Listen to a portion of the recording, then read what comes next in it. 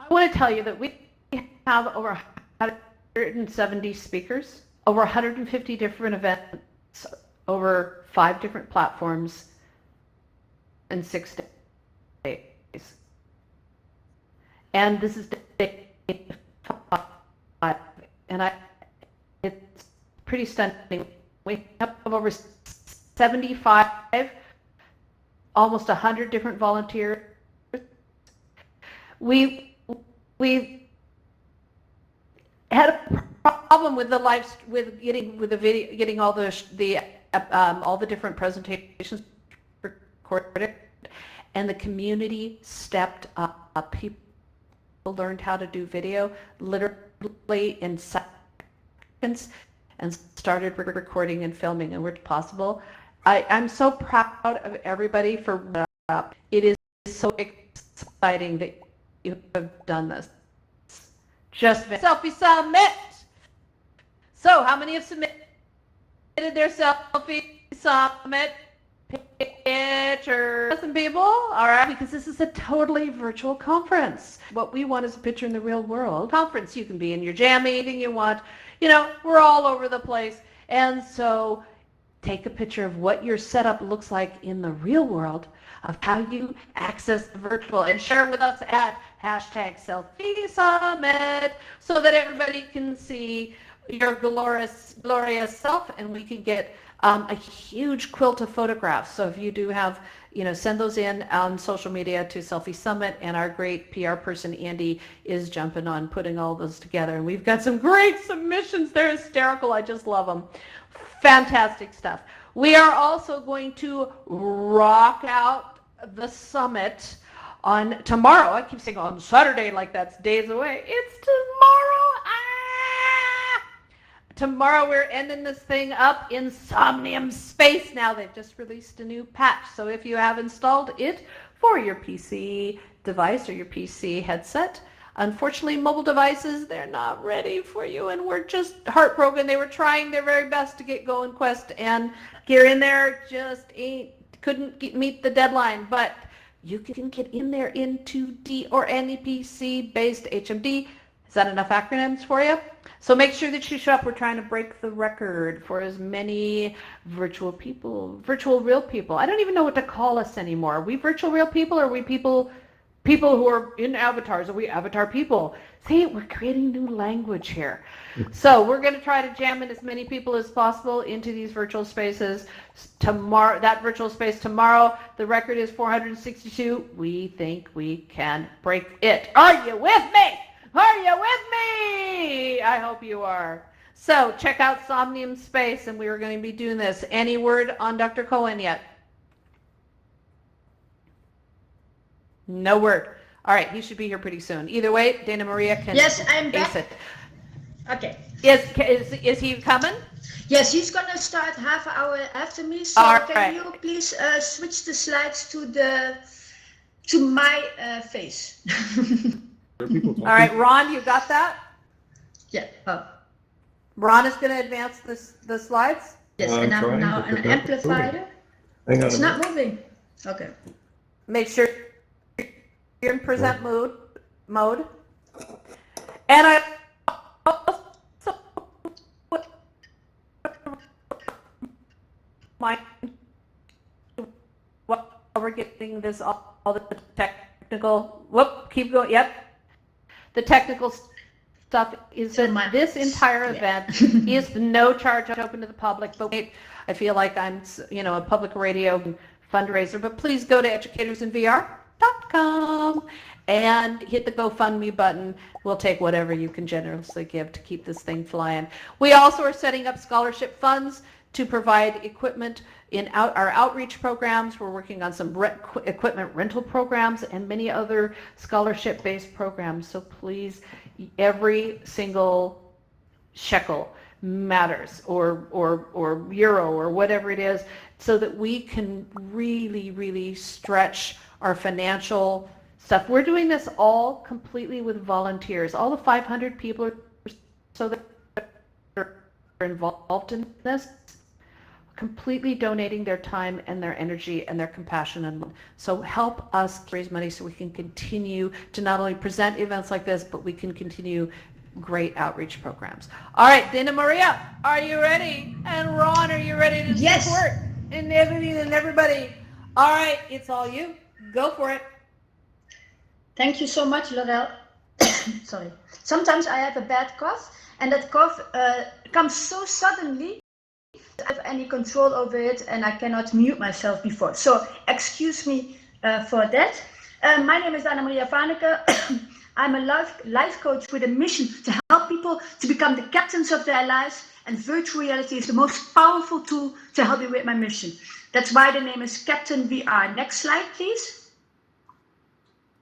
Yes, so I've been a sailor for 10 years around the world, first as a crew member on big ships like this, and then as a captain, and now I'm making people captains of their lives. Can I please have the next slide?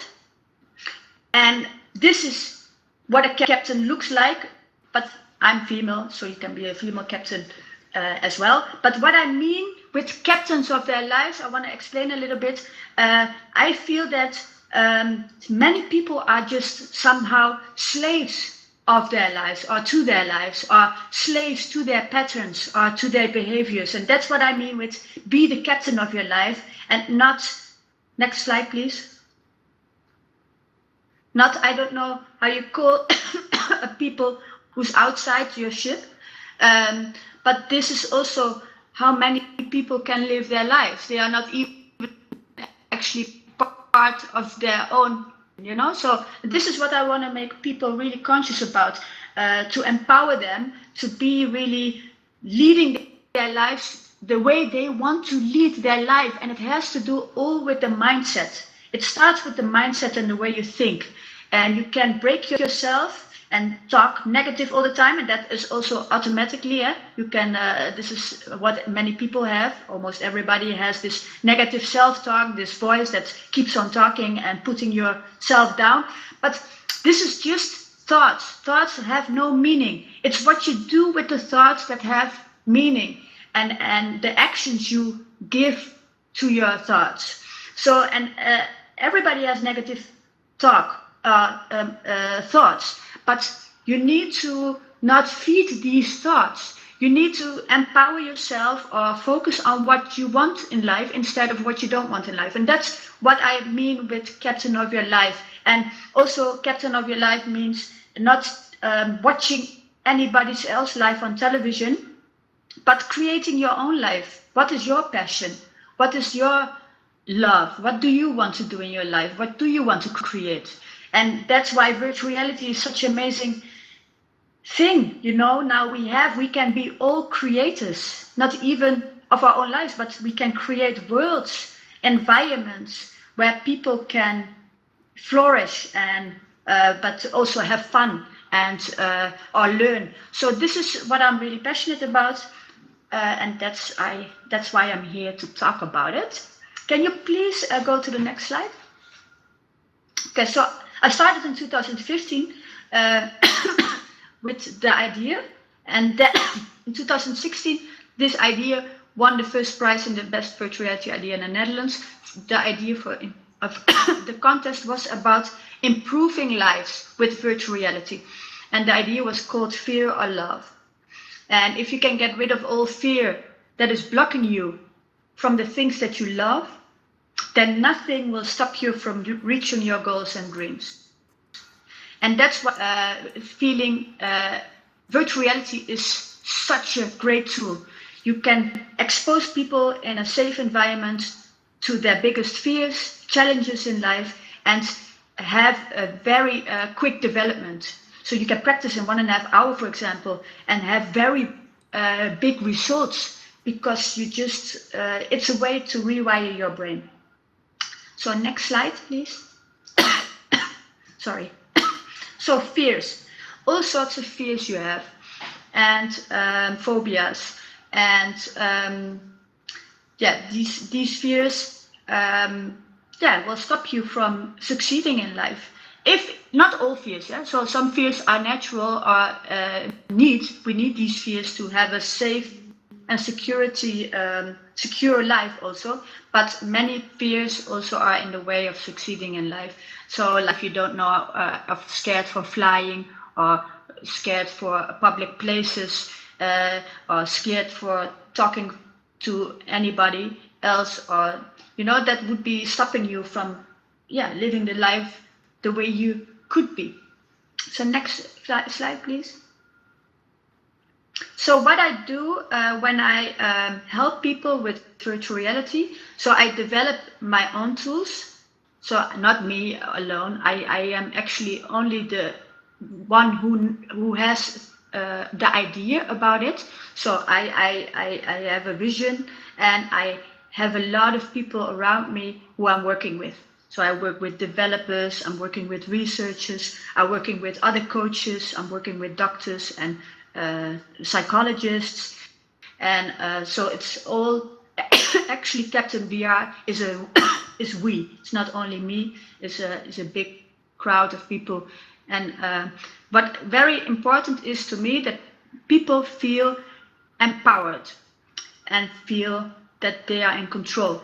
And that's really good to do in virtual reality, because, for example, if you let people practice with challenges or fears or goals, you can measure that easily in the tool itself. So, for example, this is a measure or indicator, a measurement tool, and a stress indicator is this.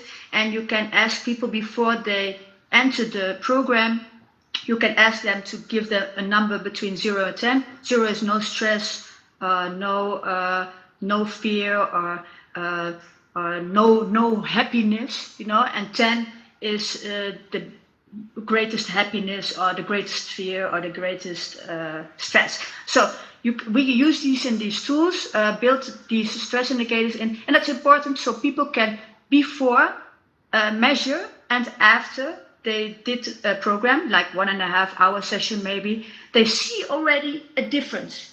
Because people with fears, with virtual reality also, and it's so funny that people really get used to it so easily. For example, I worked with a WASP woman, I call her WASP woman, Joyce Mollet. She was 51 years old and had for 48 years long an extreme fear of wasps. She was not, she didn't go out during wasp season. She didn't sit in her garden. She had to be escorted from her house to her car, and from her car to her work. So it really limited her life. But after 3 sessions, she was already, doing so great that she already forgot how bad it was. So it's really interesting how that works. People get really used to the new life. And that's why it's also important to always measure as a coach or a therapist, to also always ask people what now do it. Ron? No problem. Go no, I'm back. Oh, I don't know who's doing that. That's not good. That's somebody said. Can you ask Laurel if she by accident is changing? Okay. So sorry.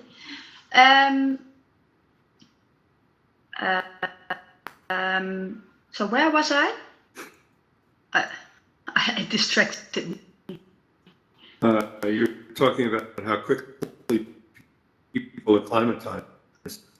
Yeah, I forget it myself. So that's what I mean. People quickly, and how it was. So you want, as a doctor or as a researcher or as a coach or a therapist, you want to measure how they felt before and how they felt after. And next slide, please. And this is how you empower them, but also you empower yourself, because you see the results. This should not be there, actually, but doesn't matter.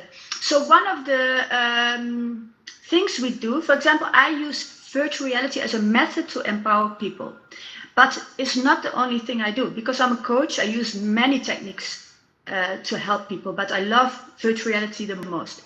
But for example, if you help people to conquer their fear, you expose them in a safe environment and then let them practice with which they find difficult. So you have an app, for example, with 6 levels, from a very easy level to a very difficult level. And for example, wasps. So wasps from far away that come closer, and more wasps are added to the environment, and then in the end, the wasp sits on your hand, and that's the most difficult level then. But if you, these people who have extreme fear, you really need to do this in a controlled way, or else they don't get empowered. They get more disempowered and more afraid, So you need to really know what you do as a coach, sorry, or therapist. So you want to do it in a very controlled way, that they also feel in control. It's all about that they feel in control. So you want everybody to give self-control. And that's what I do as a coach. I don't want to make people helpless or depending on a coach. I want to teach them how to empower themselves so they can really easily use these techniques also in their daily life, so they become independent. So, and that's why I show this technique. I have to finish my story. So, sorry. So when I expose someone in an environment to that in which they find difficult, and they give number 7 or higher, I take them out of the experience. Because if someone has a 7 or a higher, this person has a high stress level. I'm talking about stress level then. So 10 is highest unbearable stress. And if somebody is saying, I got 7 stress level, then he's hardly coachable. They don't react anymore to your voice or your questions. They are like in the environment. You see the body language. You see it really like, I don't know how you say it, the cramped. You see it in their face. Their mouth is really very serious, So because they put a headset on, you as a therapist or coach, you have to really look to the body language, what's happening there. So people who have stress or higher, they look stressed in their body language. So this is what you need to watch over. So if you want to help this person, you can take them out of the environment and then do some exercise with them, breathing technique or a meditation or a key training. That's all different methods. But one method I almost always use if I'm working with trauma or stress is this technique. It's called EFT, Emotional Freedom Technique. So with Emotional Freedom Technique, you actually help people to respond calmly to that in which they find stressful. For example, if you have a lot of stress, most of the time it comes because the amygdala comes in a fight, flight, freeze response. So that's a part of your brain that gets triggered. And if they are in this fight, flight, freeze response, they cannot use their brain optimal. So you need to get this stress down so they can use their brain again in an optimal way. And this technique is really good for that, because it's like how you say it, relaxing. So it helps you to reduce the stress from the emotion of the experience. I don't know if you understand what I'm saying. So it helps you to reduce the stress and the emotion from the experience. So, and while you're talking about the negative experience, you're tapping on different points of your body and face, and this helps to calm down the memory of the experience. And also, if you are in this experience at that time, it will help you to calm down, and it's really interesting. So I just want to say that it is a combination. So it's not only VR I use, it's in combination with other methods. So please, next slide. Oh yeah, and what I just wanted to say about the last slide, everybody can do it. You just need a therapist or coaching for one session. He can teach you in 1 hour how this technique works, and you can do it anywhere where you want. You can do it if you have stress on the toilet, just maybe you're at your work, you can go to the toilet and do it there. So it's really an easy method. Everybody can do, kids can do it. And that's why it's so. That's why I want to mention it. That I use it in combination with virtual reality. Sorry. Excuse me. So the other thing we do is to measure with biofeedback. So, for example, the heart rate and the heart rate variability. So why is that important? If you have stress, many times your heart goes up, if you're in fear.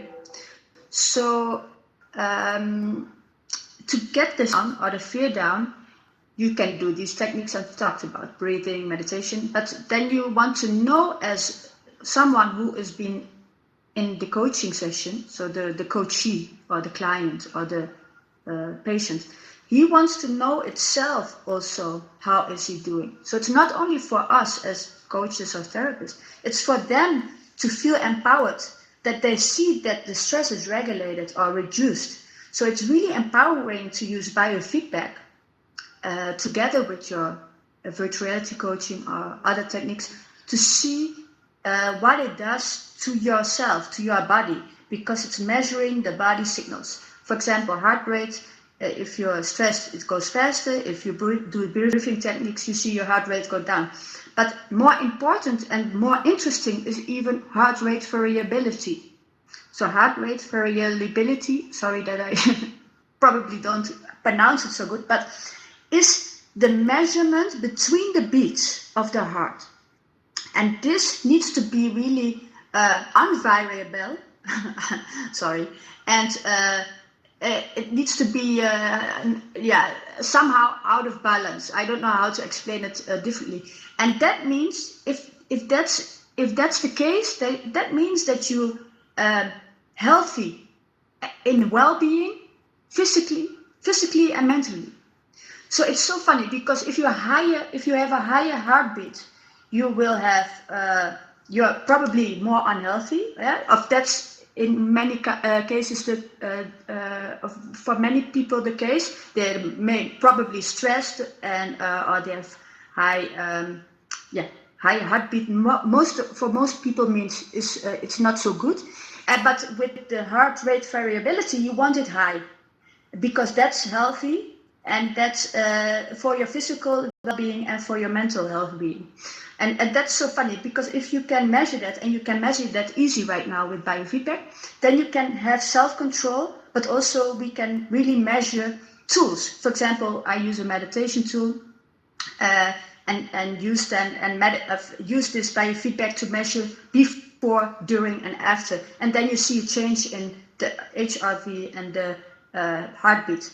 And that gives people a sign that it works. And when people see that it works, people feel empowered, because they feel in control.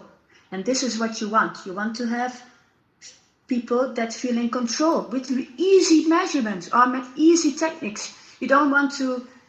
We want to make it. We want to make life easy, not more difficult. So that's what I try to do. Next slide, please. Sorry. Next slide.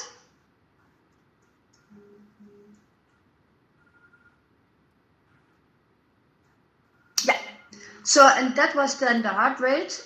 What we also do is measuring the EDA, so the endormal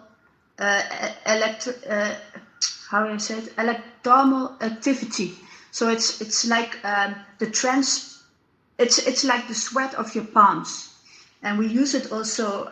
We use the electrodes on the palms as well, so on your fingers, and we measure the sweat, because if you are in fear or in stress, you produce more sweat than if you are very relaxed. Also, if you exercise, you produce more sweat.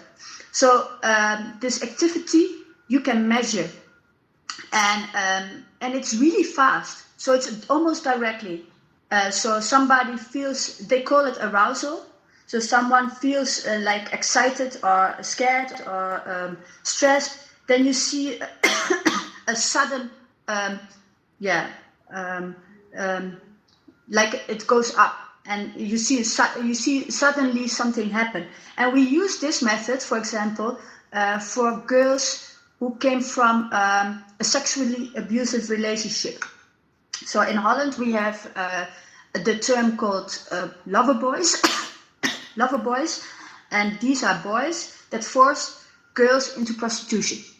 And this is a big problem in Holland. We have like a huge amount of girls from in the age in between 13 and 28 years old who become victims of these lover boys. And many times, if some girl has been abused in their past, maybe it doesn't matter how, but sexually abused in the past, it in 2 or 3 times the case is that it will become a pattern, and they will once again fall victim to sexually abused when they are an adult. And this is a very we want to break this pattern. And to break this pattern, you need to have these girls feel in control also, because many times girls who have been been abused, they don't feel anymore, so they are very distant from their bodies. So what you want is to measure what is their body doing, so they can see themselves how they react, but also the therapist can see how they react. And this is beneficial. Actually, the girls we are worked with, they really like to see how it works. So we show them, for example, videos of very scary videos on YouTube, and then you see the stress level go up, and they find it very funny that it works like that. So it's all also, of course, with their consent that they measure these signals from these girls. And next video of sorry, next slide, please. So, for example, these girls can then become in this situation where there is this 360 video we made, like a 360 video tool with 15 videos of situations girls can practice with intimidating men in a safe environment. So this boy, for example, invited this girl for a Netflix movie, and as soon as she opened the door, you see in his face that only want to watch a Netflix movie. He want have sex with the girl, actually. And that this is also you can see that in the eyes of the boy. And if you're the person with the headset on, you feel like you are in the situation with this boy, and then we make this girl conscious about, do you know what you step into? Do you know, if you go into this house, that he's more interested in not only watching a movie, but maybe also want more from you? And then if she's conscious, she can make also a conscious choice, a healthy choice. But maybe she wants to be in this situation. That's also a possibility. But as long as if she's conscious about what is she doing, we make people with these videos, we make them conscious about in which situations they step into. And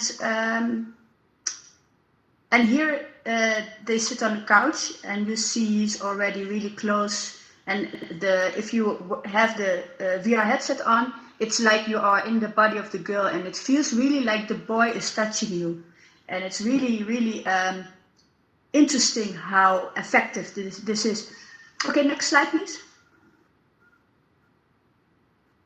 So here also a situation, this is happening also many times. So we got these scenarios, these scenarios by interviewing these girls and their therapists. So we interviewed girls who've been in intimidating situations, and we after this interview we made these scenarios in a 360 video.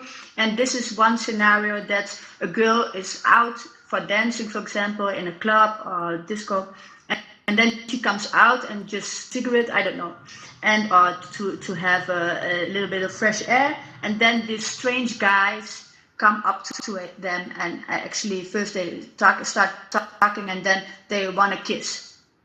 And this is we can teach them then, is this what you want? How would you react? How can you say no in uncomfortable situations with men or boys? How can you react in a healthy way? How can you be empowered in a way so you don't do anything what you actually don't want to do? Because many times it's that they don't know how to react. And then what they do many times, for example, with the girls, they start laughing, like giggling. This is just insecurity. It's not that they like it, it's insecurity, and that's why they start laughing in a way that the guy thinks, oh, she likes it, and goes on. So this is very important to make girls and boys more conscious about. And with these tools, with 360 video or virtual reality tools, you can make people conscious like before. We never could do this in this way. So it's so powerful to empower people in this way. Okay, next slide. I hope this is a video. Yeah.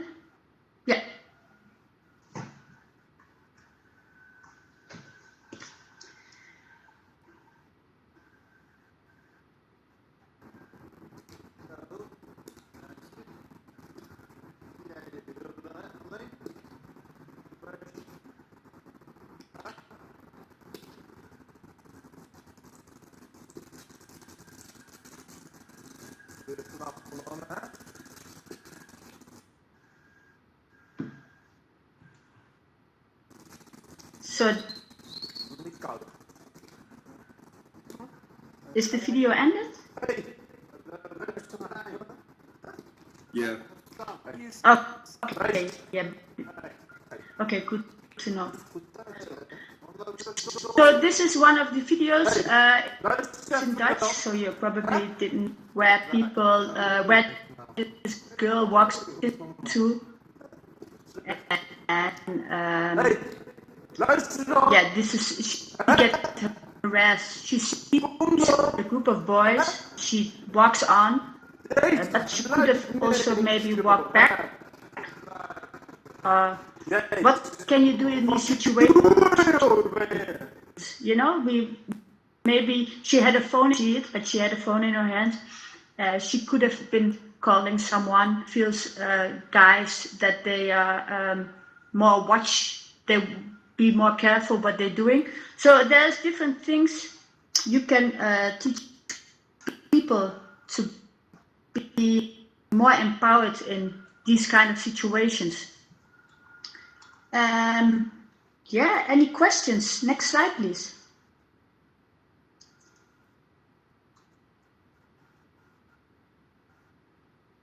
All right, we'll turn on the hand raise button. Yeah. There we go, so everybody can ask a question.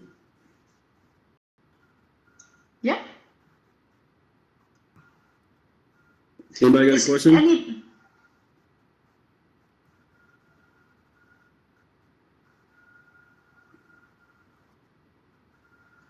No, that's good then. And if anybody has a question, just click the raise hand. Oh, we do have a question. Here we go. All right, Evelyn, you're on. Hey, so I was wondering what you found that the limitations were of these 360-degree videos and the uses of them. Yeah, so there are some limitations. So you need to really know and understand what can be the reaction of these girls, for example. So you really need to know beforehand all the reactions and you need to have a video after that will react to their reaction to their story. So and this is how we made, for example, a tree, we called it. I don't know if that's the best name for English, but a tree of videos. Like you have this video and there's two reactions possible, probably more, but we now have two reactions possible. And which reaction she gives, there's other two videos reacting on that. And this is all how you say it, by the coach or therapist. She can choose the videos from the laptop. So it's in the Oculus Go is attached, not attached to the laptop, but it's bedienen. Zeg je bedienen? Controlled by the laptop. Yes. As a therapist, you have control over the videos. Yes. So, and that's difficult. So with interactive, smart, intelligent VR, you know, of course, then the virtual reality person or avatar can react on you, and that is more interesting for in the future. But this is now so expensive that now we choose rather to do it with 360 video. And it really looks real, yeah? Thanks. Thank you, Evelyn. Anyone else with a question or a comment?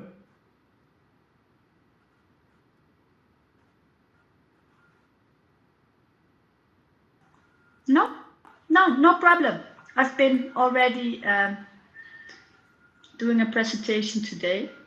I have a question. Good. How long have you been smoking cigars? No, I don't smoke at all. I don't know why this cough is just not, and especially if I talk about the cough, it's getting worse. That makes it worse. Maybe you should go see a therapist. Yeah. Or a doctor. No, it's been like 3 weeks coming and going. So I have the hope. same thing right now. I don't feel bad. Oh, I don't good. even smoke cigars. But I don't hear a cough. Okay, anybody else? No, I guess that was a sufficient talk. If everybody is up to speed. Yeah. Well, Okay, no, thank you so much. It was awesome. Yeah. Thank you for Thank you so coming. much. Speaker, you did a great job. Yeah. Thank you so much, everybody. Can you get a Thank you